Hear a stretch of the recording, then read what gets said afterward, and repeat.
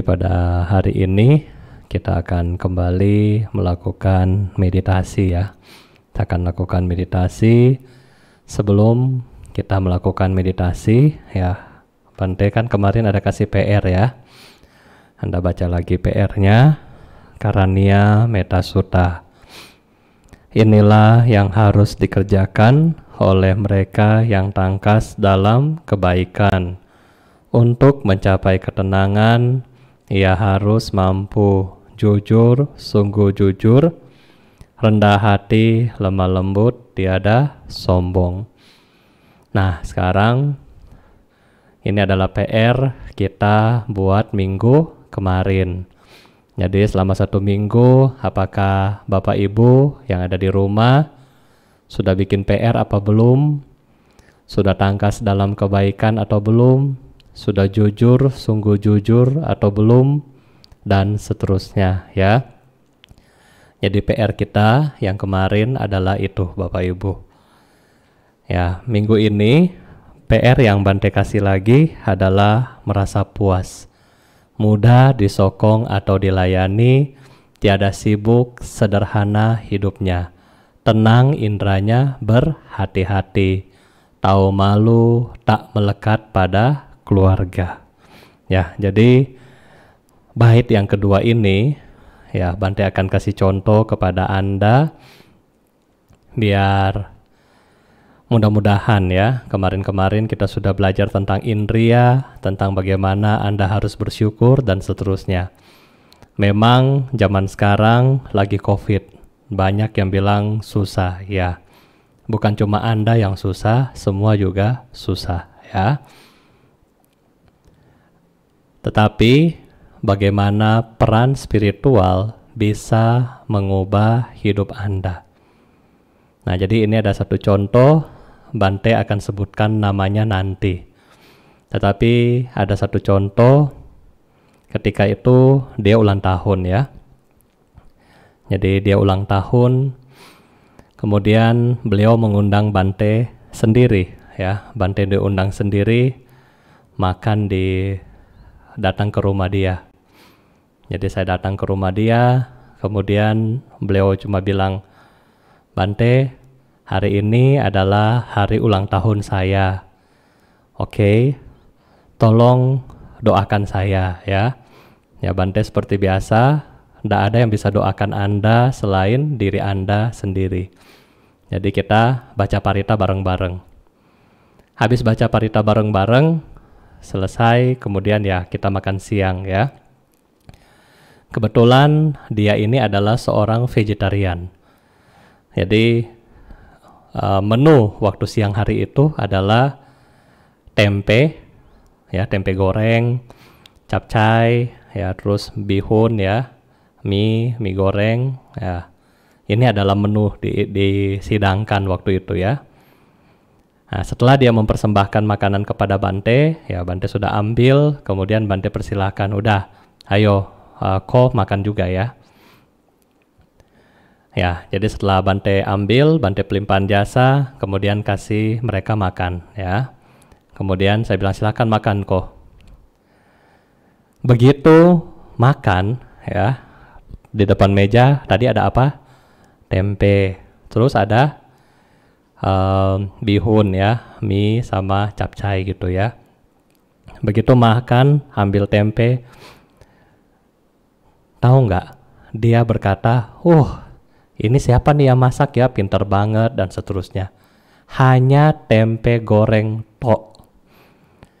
Tetapi merasa bersyukur, merasa berterima kasih, puas terhadap tempe goreng. Ambil, begitu makan. Suapan pertama yang Bante perhatikan ya. Enak banget, crunchy dan seterusnya, bla bla bla bla bla. Cuma makan tempe. Nih ya, cuma makan tempe di hari ulang tahun. Sudah bahagia Bapak Ibu, sudah bahagia. Anda di rumah bagaimana? Sudah makan cake, makan KFC, makan apapun, belum bahagia. Ya, ini dia bahagia. Yang kedua, ini Bante bahas yang pertama adalah merasa puas. Kemudian yang kedua, hidupnya, maksudnya yang kedua ini adalah sederhana hidupnya, tahu malu dan sederhana hidupnya dan tahu malu. Yang kedua, waktu itu Bante datang lagi ketika dia undang ada teaching ya. Jadi ada teaching dari seorang Rinpoche yang besar. Kebetulan teaching ini dibikin di rumah dia. Ya. Di rumah dia, kemudian ketika teaching berlangsung, harusnya yang punya rumah menurut Anda Bapak Ibu duduk di mana? Duduk di paling depan dong, logikanya gitu kan? Yang punya rumah harusnya duduk di paling depan, VVIP, biasa dong, benar nggak? Dia sama adiknya enggak. Malah berdiri di belakang pintu, tempat pintu keluar menuju WC. Malah bilang, tempat duduk saya, please take my seat. Ambil tempat duduk saya, boleh, nggak apa-apa, silakan. Silakan duduk sama papa saya di depan, nggak apa-apa. Rela berdiri selama teaching, selama ceramah berlangsung. Ya, ceramahnya nggak panjang sih, ya, dari jam 9 ke jam 11. Setelah itu sekitar jam 1 sampai jam 3, nggak lama, tapi berdiri di belakang ya. Dan ketika acara selesai, kan di panggung kan biasa ada altar seperti ini ya, tempat duduk seperti ini ada altar. Ya tentunya walaupun itu tempat umum, nggak pakai sepatu Rinpoche-nya ya, karena duduk di atas tempat Buddha. Ketika foto bersama ya, foto bersama berlangsung, kemudian mereka dipanggil kan, aduh yang punya keluarga ayo kumpul sini foto bareng Rinpoche. Ya, termasuk para ketua panitia dan seterusnya. Dua anak ini enggak pakai sendal. Begitu mau naik panggung, sepatunya dilepas. Sepatunya dilepas untuk menghormati siapa? Menghormati Buddha dan guru yang mengajar. Sedangkan ketua panitia penyelenggara acara pakai sepatu. Ya, hebat nggak kira-kira? Ya, mungkin siapakah dia? Ya, Bante akan bilang namanya. Ya, namanya mungkin Anda bisa kenal dengan nama Prajna Murdaya. Ya, anak dari Ibu Hartati Murdaya. Anda melihat begitu kayanya, tetapi sangat low profile. Sehingga maaf ya, kalau misalnya kita di rumah sudah makan ayam, terus masih ngoceh sama papa mama, waduh, keterlaluan kayanya Anda ya. Ya, seorang Prajna hanya makan tempe bahagia. Oke, tetapi kalau Anda di rumah masih makan ayam, masih ngoceh, luar biasa dah Anda. Ya, kayanya lebih kaya dari Prajna berarti ya. Ya kan? Nggak bersyukur. Tahu nggak tipsnya bagaimana anak ini dibentuk oleh sang ibu? Oke, kan biasa Anda juga sibuk kan? Aduh Bante sibuk bisnis, sibuk toko, sibuk di pabrik sehingga nggak ada waktu urus anak. Nah sekarang bagaimana sibuknya si ibu untuk mengurus anaknya, terutama dalam hal spiritual ya, terutama dalam hal spiritual. Saya pernah tanya kepada mamanya, ini bagaimana sih? Mamanya cerita, mereka dari kecil disekolahkan di Amerika. Oke, di Amerika, kalau liburan short term, libur pendek, mereka dibawa ke wihara, khusus belajar sama master yang mulia, Master Sin Hua, 10,000 Buddha kalau nggak salah nama wiharanya. Master ini sudah meninggal. Ketika meninggal, dalam seluruh badan dia kurang lebih ada ribuan relik di dalam badan dia. Master dari Mahayana. Selama libur pergi ke wihara untuk belajar sama master. Itu. Walaupun mamanya sibuk bisnis di Indonesia, anak-anaknya dititip ke wihara belajar sama master. Sampai dari kecil dhamma mereka begitu tinggi. Yang kedua, kalau libur kuliah, nah ini kan naik kan kuliah, dikirim kemana? Ke Taiwan. Dikirim untuk belajar di Seci. Ya, di Seci di Taiwan untuk belajar hidup di situ.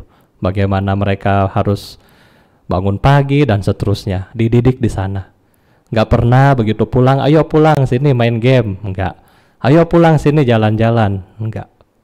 Dididik sebegitunya sehingga yang Anda lihat adalah bagaimana tadi Bante cerita.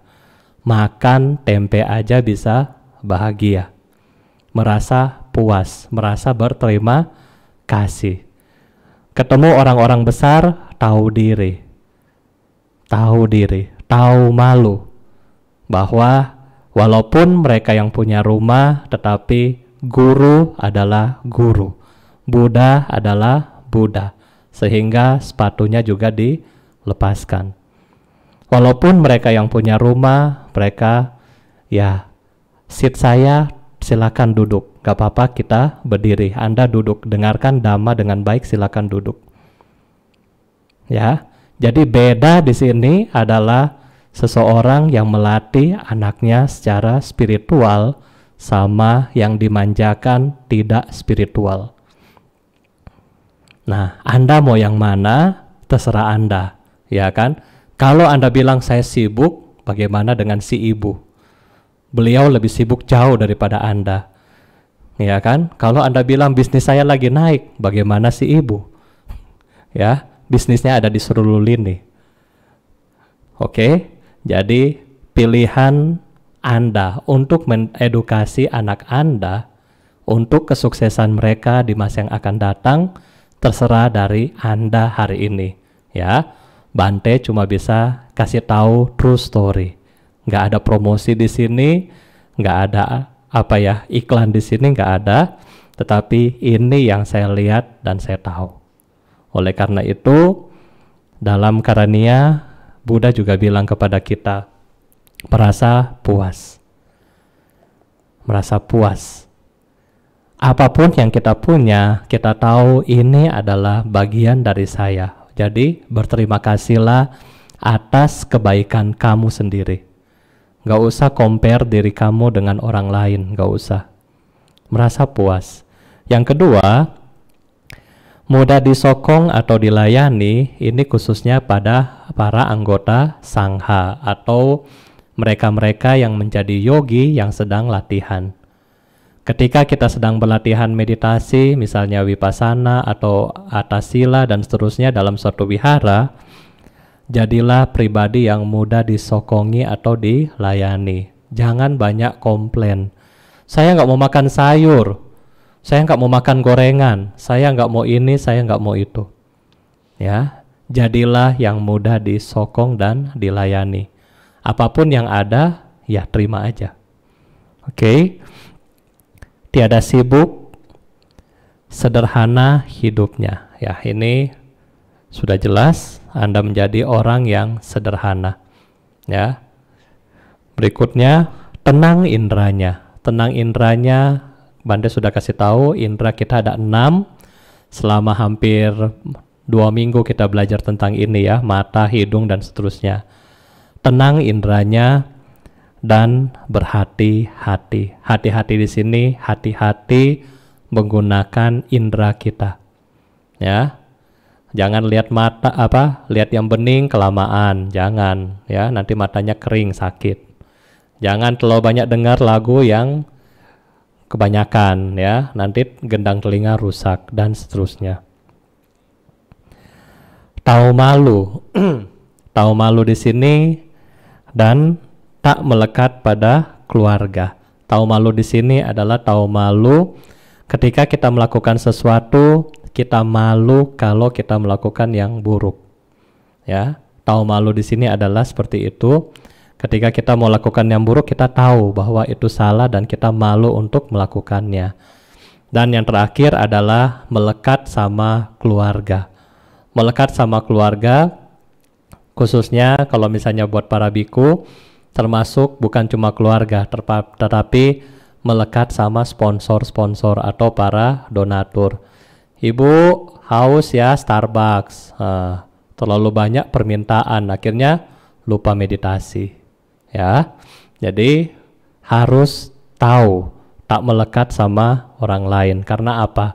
Apapun yang terjadi, ini bagian saya. Ngapain kita melekat sama orang lain? Malah kalau kita melekat sama keluarga yang lain atau orang lain, maka kita membentuk hutang baru buat mereka. Dan siap nggak kita bayar? Ya kan? Yang sekarang aja ini susah bayar, apalagi mau tambah-tambah lagi. Ya, jadi ini adalah poin kedua, bait kedua, dan menjadi PR kita bersama. Ayo, ya, merasa puas, mudah disokong, dilayani, sederhana hidupnya, tahu malu dan tak melekat pada keluarga.